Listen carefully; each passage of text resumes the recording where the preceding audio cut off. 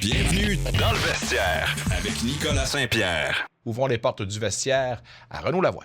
Rumeurs, transactions, nouvelles, des échos de vestiaire. Il est un des meilleurs informateurs de la LNH. C'est le temps de faire le point avec Renaud Lavoie.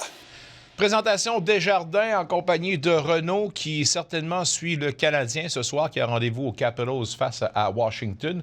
Mais avant toute chose, parlons de ce qui se passe dans l'actualité. Renaud, si tu le permets, Brayden Point blessé. C'est un gars qu'on a mis dans le top 6, dans les 6 premiers choix pour l'équipe olympique. Il y a un niveau d'inquiétude. Puis on voyait d'ailleurs John Cooper hier assez inquiet dans ses propos d'après-match.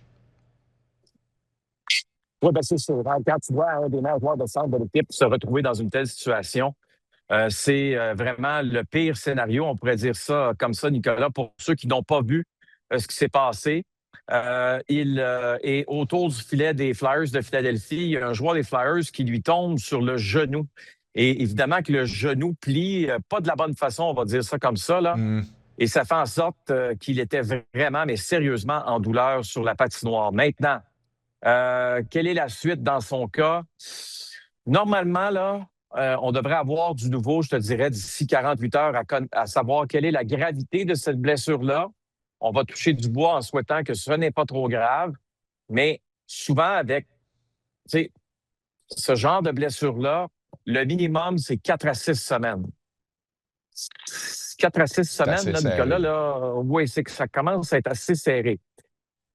Ceci étant dit, si c'est 4 à 6 semaines, je m'attends quand même à ce qu'il accompagne l'équipe canadienne du côté de l'Italie, en espérant peut-être jouer dans la ronde des médailles. On verra la suite des choses, mais si on a une absence qu'on doit calculer en mois et non en semaines, à partir de ce moment-là, je pense qu'on connaît tous le résultat.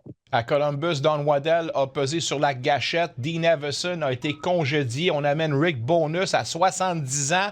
Quand même incroyable, alors que le monsieur s'était dit retraité. Ta réaction à ça, est-ce que c'est le bonhomme pour redresser la situation à Columbus?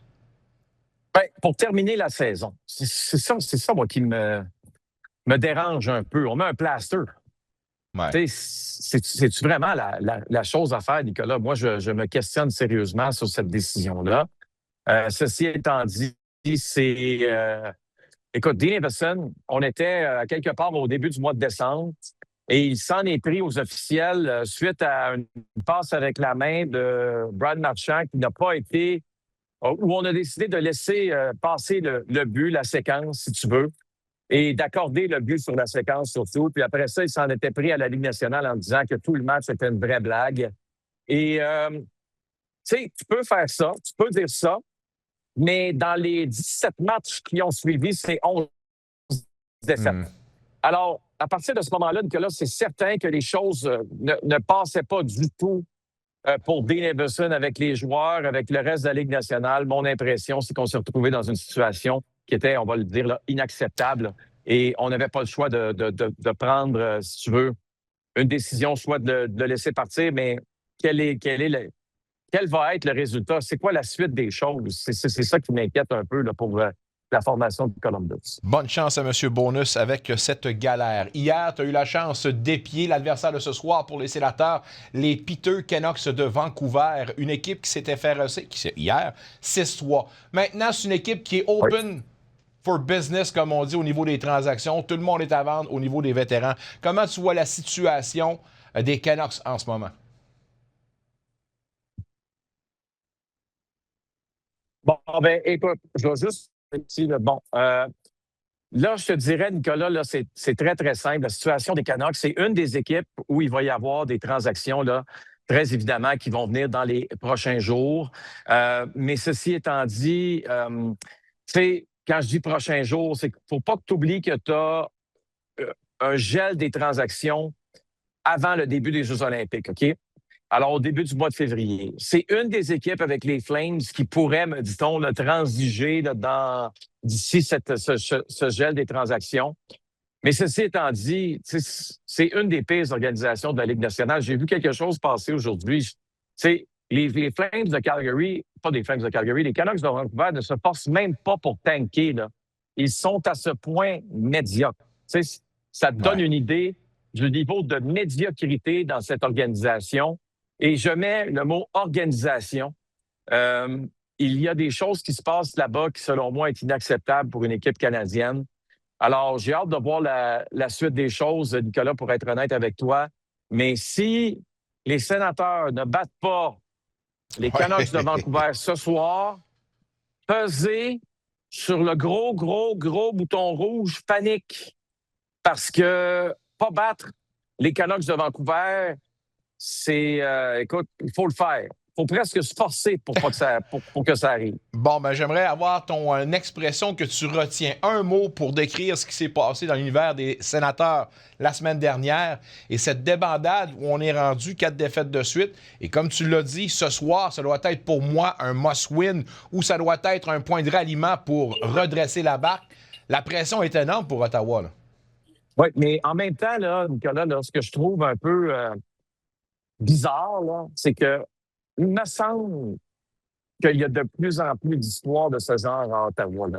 Il me semble là, qu'il y a beaucoup de bruit entourant l'équipe. OK?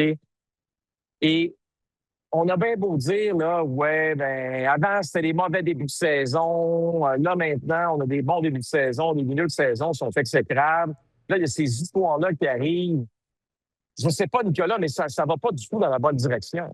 Mais nonobstant de tout ce qui a été dit et tout ce qu'on a entendu dans les derniers jours, là, est-ce normal qu'une équipe comme les Sénateurs d'Ottawa se retrouve dans la situation dans laquelle ils sont présentement? Et moi, la seule réponse que j'ai, c'est non. Il faut absolument trouver une façon de changer le narratif et de le faire rapidement parce que je te le dis, Nicolas, je suis inquiet pour la suite des choses. Là. Tout ce qui se passe présentement est anormal dans une équipe professionnelle de la Ligue nationale de hockey. Est-ce que c'est un passage qui va faire partie de la longue histoire des Sénateurs? Souhaitons-le, mais c'est comme... Moi, en tout cas, si j'étais un membre des Sénateurs d'Ottawa, que ce soit le propriétaire, le directeur général, le joueur, peu importe qui, j'ai hâte en tabarouette que le narratif change là, parce que ça ne fonctionne pas présentement. Avant de te laisser un petit mot sur Dobberge, j'ai des déclarations un peu bizarres après match hier. Un gars qui veut rien savoir de descendre, puis un gars qui pense qu'il en fait assez pour rester dans la Ligue nationale de hockey.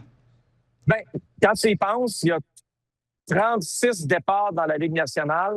Il y a seulement 9 matchs où il n'a pas avancé de points. Donc, 9 défaites en temps réglementaire en 36 rencontres. Je vais dire de quoi, il y a bien des gardiens dans la Ligue nationale qui signeraient, qui diraient « Où est-ce que je signe? » Parce que moi, je me rappelle très bien de mon ami Yaroslav Alak qui m'avait dit « Renaud, il y a une statistique qui compte pour un gardien de but. » Genre, oui, laquelle? Pourcentage d'arrêt, moyenne? Non. C'est victoire. Combien tu as de victoires par rapport à tes défaites? C'est la colonne la plus importante. Et je m'en souviens encore de ce que mon ami Yaroslav m'avait dit il y a, écoute, facilement 15 à 20 ans de tout ça. Montembeault ce soir? Samuel Montembeault qui est arrivé hier, ici à Washington, avant l'équipe. Donc, oui, c'est lui ce soir devant le filet. Un très bon match ce soir en direct de Washington. Passez une bonne. On se reparle jeudi, puis go Bears, go! Oh! Merci, Nicolas. T'es bien gentil. À jeudi. Salut. Un retour sportif 100% local dans le vestiaire avec Nicolas Saint-Pierre.